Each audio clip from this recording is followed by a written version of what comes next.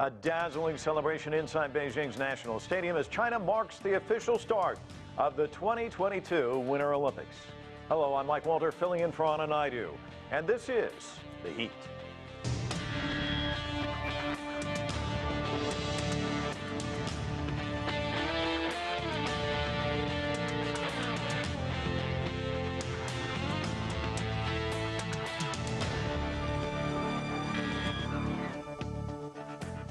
With the world watching, Beijing hosted a spectacular opening ceremony inside the National Stadium on Friday. Chinese President Xi Jinping welcomed world leaders and athletes from 91 nations. The ceremony was held on the first day of spring, according to the Chinese calendar, a theme reflected in white and green fireworks.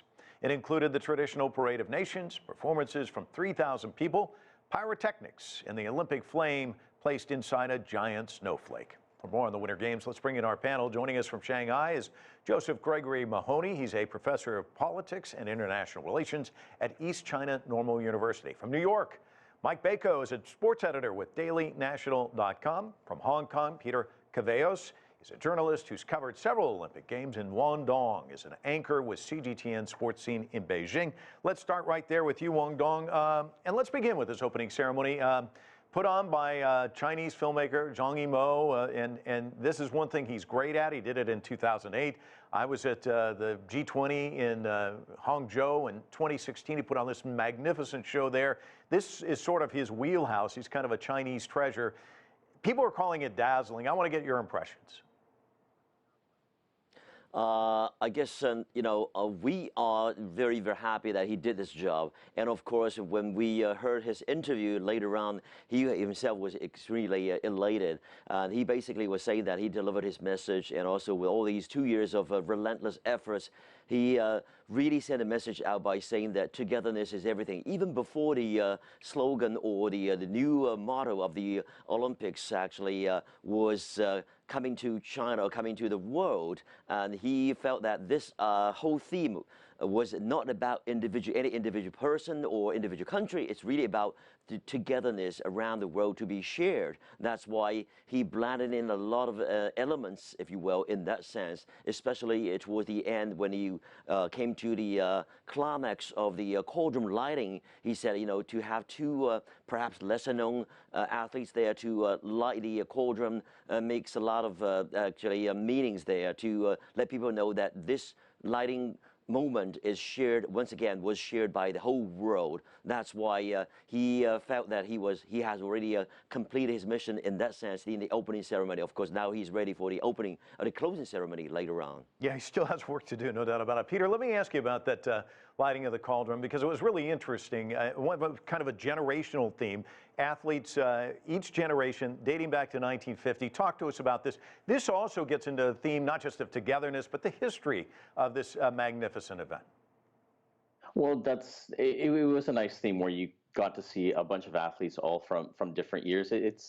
I think it just shows, and it's part of what China's talking about, is they want to get 300 million people active in winter sports. So the best way to do that is to be unified or to include everyone. So if you do it from each generation, and obviously it culminates with the lighting of the cauldron, I thought it was a really smart way to do it. And 300 million people to try and get active in the winter sports, it's a hard thing to do, but if you see it and you can include people, I think that was a smart way to do it. And Mike, that is kind of a large hill that China's had to climb. It's not known for winter sports, and yet it's trying to build enthusiasm. It's trying to get people out there to take in these winter sports, and that's the hope that following the games, that they'll really kind of gin up this enthusiasm. Give me your take on this. It's a real big snowy hill that they're trying to climb. They're trying to create this infrastructure and this interest in sports that traditionally were not of interest or even played by Chinese athletes, or even at a recreational level. We've talked about before about just all these efforts that have gone into creating this new winter sports culture. 300 million potential participants. They're talking about 80 to 90 hockey rinks being built, ski jumps being built, some of the ski lifts that are popping up all over the place, speed skating arenas. So this is an infrastructure that's being built not only for the games in terms of the professional environments, but all of these recreational environments that are being built all around the country in the hopes that once these Olympic Games pass, and it's been this big 7-year buildup to get these games off the ground, that it then becomes a generational change in terms of bringing interest to winter sports in China, not only growing it from a participation standpoint, but there's a lot of money involved in terms of growing this as a sport. And Joseph, you know, we're talking about climbing that snowy hill, as Mike describes it. There's another hurdle that China's had to deal with, of course, which is COVID. And as a result, no tourists allowed. And they're trying to keep it, you know, they've had this kind of approach where when they have an outbreak, they have lockdowns, tracing, testing, inoculations. Obviously, COVID, a major concern here. We've already had some athletes arrive, and they may not be able to participate in the games because they've got the virus. Talk to us about how this is being perceived as China continues this effort to try and really strangle the virus and not allow it to spread. Well, you know, there really are two sides here. The first is the zero COVID policy, which we see so much negative press about internationally. But, you know, having been in the United States for most of the outbreak and now being in Shanghai, I can observe firsthand that the zero COVID policies here are incredibly popular. They're strongly supported by Chinese people, and that's why they're working. And indeed, one of the key reasons why the government is so adamant about it. And I think that we have to understand that, you know, Beijing looked at what happened last year in Japan, saw the public perception that there was some spread from the games associated with the games held there, and you know, there are a lot of people in China who can tend towards a certain type of isolationism and xenophobia, especially when it comes to things like spreading disease. So I think that, you know, Beijing was walking a very fine line here. They wanted to reassure their own people that this would be a safe games for China, but likewise to reassure the athletes that they would have a safe environment, that they would maximize their own health security. Some people will arrive with the virus and there will be consequences for that, but some of them won't, and they won't be infected when they get here.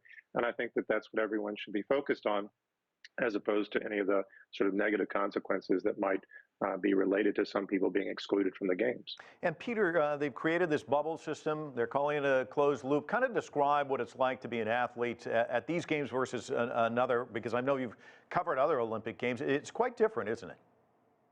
Yeah, well, okay, so the Olympics I covered, first of all, I had a little knowledge of the city. So my first Olympics were Beijing. I just moved to Beijing, so I had some understanding. Vancouver was my hometown. I knew exactly where to go. And then Sochi, everything was so close together. It would be like, I guess, for someone, like all the venues were like within Central Park outside of the snow events. But here, everything, you could go wherever you want to. That's the big thing here. Obviously in Beijing, you can't do anything. Talking to some of my friends that are covering it, it's very precise. You can go here, you can go here, that's it. You can't do anything. I've also heard stories about people, even if there's like an accident and you see like one of the Olympic vehicles on one of the routes, don't approach it because they're in this closed loop. They don't want to infect anyone. So if you see an accident, say involving one of the Olympic vehicles, you've got to call, and obviously the authorities will come, someone within that closed loop. Obviously, I mean, that's the world we live in now. You can't, and they want to make every effort to ensure that no COVID is spread within it or anyone from outside comes in. I couldn't even imagine how difficult it could be to cover something like that where things happen in the Olympics. A world record is broken, so you've got to go and try to find, oh, hey, can we talk to this person? Suddenly, you're probably forced to like, no, you can't speak to them because you're put into this area. You're just covering hockey or speed skating or whatever.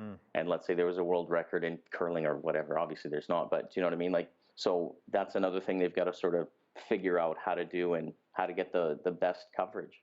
And Mike, the key here is to keep the athletes safe. And every morning the athletes are receiving a coronavirus test. They're getting temperature checks. The key is to just make sure everybody's able to perform at their best. And yet this still, you know, you and I have talked about this before, so much of sports is mental. This is just another added layer of that. How is this impacting these athletes? And then, you know, I mean, you could get on a flight, you could be in an airport, you test before you get on the flight, you're fine, but somehow you come in contact, you arrive in Beijing, suddenly you've got the coronavirus, you've been practicing for forever, and now your dreams are dashed. I mean, there's a whole different element to this for the athletes, right? And even if that doesn't happen to you, that's weighing on you. You hear all those stories. You think about the worst case scenario that could happen. You hear numbers like 29 people tested positive at the airport, 26 people tested positive when they got off of the plane. Those are big numbers when you think about them just in the micro level. But when you think about it overall, we're talking about less than 300 positive tests out of over 600,000 daily tests that they're doing. So right now the levels are really, really low, but much like here in the States, if you're a parent and you have a young child, you don't want to be one of those statistics whose child has to go to the hospital. You don't want to be one of those athletes that are part of those 289 positive tests that happen. It's just going to throw your entire world, your entire last 4 years, and potentially your entire life's training out the window if you're not going to be able to participate, or if you do participate and you do get through 1 day of participation, you get through 2 days, and then all of a sudden you're in close to a medal round, or you're going into the next round, and then you test positive, or someone on your team tests positive. That was the other foot that was falling with a lot of athletes, and they were thinking about it during the Tokyo Games, during the Summer Games. Spoke to a lot of them after the games, and that was something that was on their mind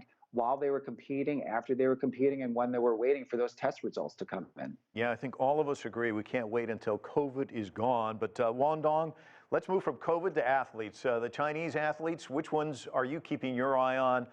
Who do you expect to excel? Wow, that's a tough call, really. But I think, you know, there are many hopefuls from the Chinese delegation. By the way, China has sent the largest delegation to this occasion. Obviously, they're taking the advantage of the home court. On the other hand, they've qualified for the all 7 sports, if you will. Of course, under these big sports, you have disciplines and also events, and China is one of the 4 countries that has qualified for all 7 sports. So that's why from the Chinese delegation, you have many, many talented athletes. One particular one, of course, is very eye-catching. That is Eileen Gu, otherwise known as Gu Eiling in Chinese. She is a Californian, you know, a city born and bred from San Francisco. Now she has naturalized as a Chinese citizen because of her maternal background. Her mother actually came from Beijing right here, and her father is American, and she is a sensation right here, not because of her beauty, and she has a beautiful face and charming personality, but also because of her achievements. And she is the defending champion in half pipe and also in the other event, that is the loop style. In addition, she's going to give it a go in the event of big air, and certainly she could catch 3 golds actually in this Winter Olympics. That's why she is so sensational, and also she's all over. So I think my money is on her this time. And how about China? Are they embracing her? I mean, the fact that she's got this California roots, is that having any kind of impact? I'm sorry, are you asking me about it? Yeah. Has China fallen in love with her? Yeah, that's fine. You know, that's her choice, and she's now 18. And as I mentioned, you know, given that her mother came from China, from Beijing, and that's perfectly all right. And I think China is welcoming this kind of naturalized athletes, not only naturalized players or athletes or from the skiing team, and also from other teams. For example, in the Chinese ice hockey teams, from the men's side or women's side, we have a lot of naturalized players, or from Canada, from you know, the United States and elsewhere, and I would say that at least more than half of the players are from these countries, and they're naturalized. And I think these, again, this is their choice, and they would like to represent China. That's fine. As far as Gu Eiling, you know, one of her major purposes to be naturalized is to, as her, you know, as she herself put, she would like to really promote this winter sport in China. And as far as winter sport, as we know, in the past, it was pretty much underdeveloped. And with her presence right now, she has raised a lot of awareness of winter sports in this country, which is definitely a good plus. And Peter, China also has high hopes for a speed skater, Wu Dajing, won a gold in 2018. What can you tell us about this skater? Sure. So yeah, he was the only one to win a gold in 2018. He won in the 500 meters. He's currently second in the world rankings. A lot is expected of him now. A lot is expected of just the short track in general. I may have the figures off, but I think China's won 62 medals at the Winter Olympics. 33 came from short track, and I think that's 10 of 13 gold medals. A lot is expected of him, but also his teammate Ren Jiwei. He won a silver in the 5,000 meter relay. Currently, he's ranked second in 1,500 meters and third in the 500. He's a youngster. He won a World Youth Games and a World Youth Championship, Asia Winter Champion. And then we'll go to speed skating, not short track, but long track. Gao Tingyu, he won the bronze in 2018, and he's the first Chinese to win a speed skating. So long track, not short track. He was also the flag bearer, so lots expected of him. And I'll focus on one other skating pair, and that's the dancing pair, Cui Wenjing and Han Song. They're two-time Olympic silver medalists, two-time world champions. So lots expected of China on the ice, and if you're expecting anything, I would expect most of their medals to come on the ice. It'll be interesting to watch. Mike, one of the unique aspects of this game is the fact that China has been able to reuse some of these stadiums that they used in 2008, repurposing them for this. One example, the water cube, now known as the ice cube. They've had to be inventive and creative, and that's actually helped to keep some of the costs down. Can you talk about that? And do you think maybe this is a model for Olympics for the future, where a city's looking at this and saying, hey, you know what?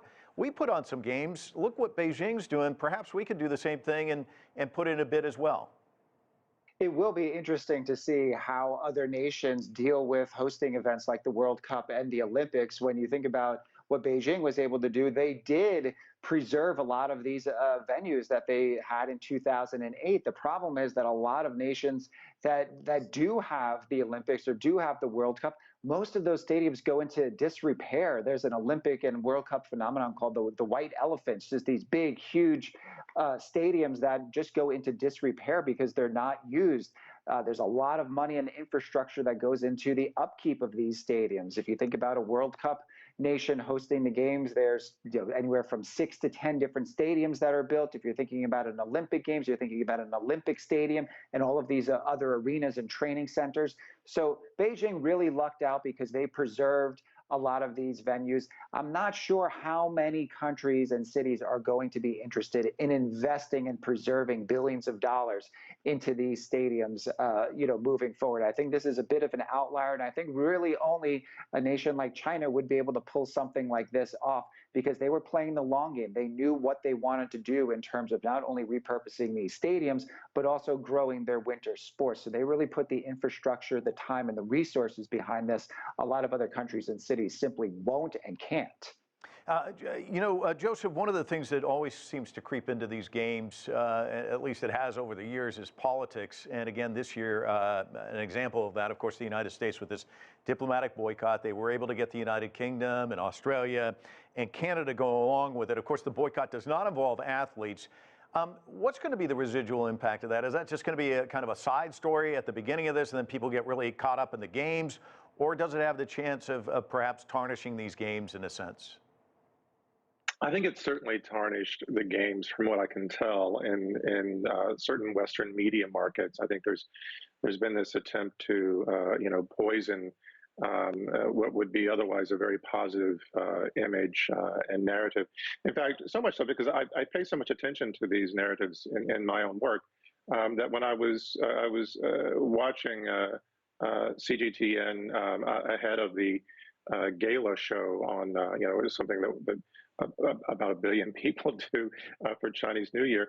And I don't ordinarily watch TV, but I saw some of the promos for the Olympics, and I was struck by that thing that we're often struck by when we watch the Winter Olympics, the incredible beauty of grace and speed on ice and snow, and how sublime and wonderful that is to watch people who master that. And I think that that experience has in some way, or that aesthetic quality, that but also the idea of global cooperation or peace through sport.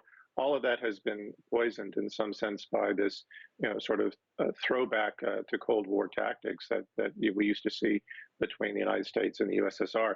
So I'm not sure to what extent people are able in the West, in the United States or Canada or Australia, to really watch these games and to appreciate them without constantly looking through that lens of politicization. But quite a number of people around the world will see past that and enjoy these for what they are. And Peter, for somebody who's covered a lot of Olympic Games, I think of Korea and how the games, in a sense, can also bring polarized sides together, and they can be one of those things that can bring the world together, in a sense. Give me your sense about this.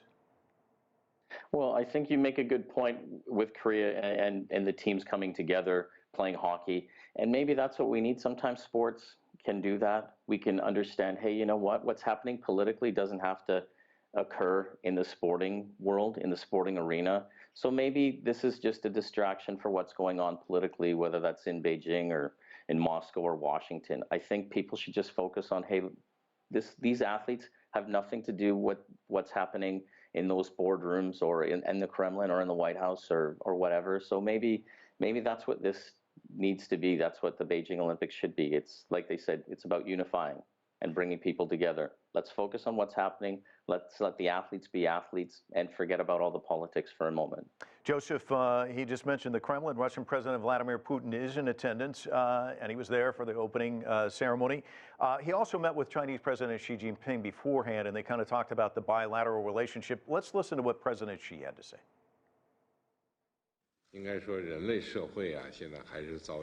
Against such a backdrop, China and Russia have stayed true to our original aspirations and maintained steady progress in bilateral relations. A future can be ensured with steady steps. I am willing to work with President Putin to chart the future and provide guidance for bilateral relations under new historical circumstances, and to promote continued transformation of high-level mutual trust between China and Russia into results of cooperation in all fields, and to bring real benefits to the people of the two countries. Joseph, give me your assessment of their meeting and the message.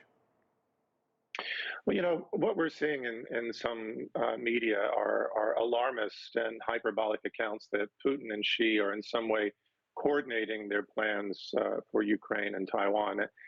To be clear, the only thing that these two issues have in common is this shared moment of an extraordinarily vulnerable United States seeing plots and conspiracies against its hegemony in decline, and seeing these everywhere in lieu of focusing on the fundamental cause of its own problems, which are almost entirely to the United States itself and how it projects power internationally. Now, that said, and I think you're reflecting on the reporting that we're seeing from the meeting that took place in Beijing on Friday, there are three key points to consider. First, China's calculus is that it seeks stability. I cannot imagine it moving against Taiwan or anyone else unless to counter grossly destabilizing actions taken in or about Taiwan by others. Second, there is reason to believe that Putin is consulting with Xi on Russia's plans, and not just related to Ukraine. There are some reports that before sending troops to support the government in Kazakhstan, Russia discussed the matter with Beijing. Now, this is what friends do, so it would not be surprising if true. But there's a difference between advising and consent. It's doubtful that Putin has sought Xi's consent or approval on matters of foreign policy, or that he sought other forms of active support. And even if he has, it's unlikely that China would offer it, and certainly not publicly, because this would violate one of the core principles of Chinese foreign policy. The only exception to this, perhaps, are clear-cut examples related to national sovereignty. And even then, the support would be largely passive. And by this, I mean taking action neither for or against. And again, I think we can see these principles at work in the reports of the Xi-Putin meeting from Friday. The final point here is that as for support in terms of bilateral trade and investment, first, China is Russia's largest trading partner and a major buyer of Russian oil. So if the U.S. moves forward with trade and sanctions, then Moscow would like to know how Beijing might respond, because there will be implications for any nation that continues to trade with Russia under those conditions. Second, Russia and China have been promoting increasing economic ties for several years, and no doubt Putin is hoping for more investment and not less, and understands that should Beijing increase investments under a U.S.-led sanctions regime, it will be interpreted by the U.S. as support for whatever action Putin may take or not take in Ukraine. And it's important for trading partners and friends to talk about these things before they take paths that might impact the other, and I think that's what we're seeing. Okay. Peter, let me ask you about one of the other features of this Olympics, the Green and Clean Winter Olympics. It's going to be the first carbon-neutral games. Talk to us about this endeavor. Okay, so they're going to use renewable energy, wind, solar. They're implementing measures to reduce carbon emissions. Another thing they're doing, fuel-efficient vehicles will account for the majority of the vehicles transporting, the athletes and the officials. So that's one thing. Now, one thing I want to talk about is the carbon-neutral refrigeration system. So forgive me if this sounds very sciencey, but so they're going to use CO2 that'll replace hydrofluorocarbons to cool venues. So carbon dioxide, obviously we know is bad, but in certain ways it can be good. So they're going to use liquid CO2, and that'll absorb heat, and that will cool more efficiently than what they would with like a conventional mechanical system. And any wasted heat will then be used for the stadiums and to cool the water. So that's a really interesting thing that they're going to do. So that's the main thing. It's fascinating. Wang Dong, I'm going to give you the last word on this. What is going to be the legacy of these Olympics? Is it going to be that it sparks renewed enthusiasm in winter sports among the people in China? What do you think is going to be the lasting legacy? I think down the line, through the success of this Olympics, I do believe it's going to be more than 300 million people going on ice and snow for sports. And I think, it has proven that this has been pretty successful. The winter sports are not only there in the northern part of China, already it has already gone into the central part and southern part of China in winter time. For my hometown, Shanghai, for example, you will see a lot of people participating in winter sports as well, even in those man-made ice rinks, and also we're talking about man-made snow areas, and definitely winter sports are there, and especially with the improving of a living standard, people are into winter sports more so than ever. Of course, it really involves a lot of expertise, involves a lot of sports gear, a lot of equipment, and also a lot of knowledge. But I think, with the success of the Winter Olympics here, the legacy is that more people perhaps will be more enthusiastic about winter sports and knowing more about winter sports. That was something like a void in the past that China didn't have. Well, it's going to be fascinating to watch, gentlemen. Can't thank you enough for joining us. The Olympics are beginning. That's it for this edition of The Heat. I'm Mike Walter in Washington, D.C. Have yourself a great weekend.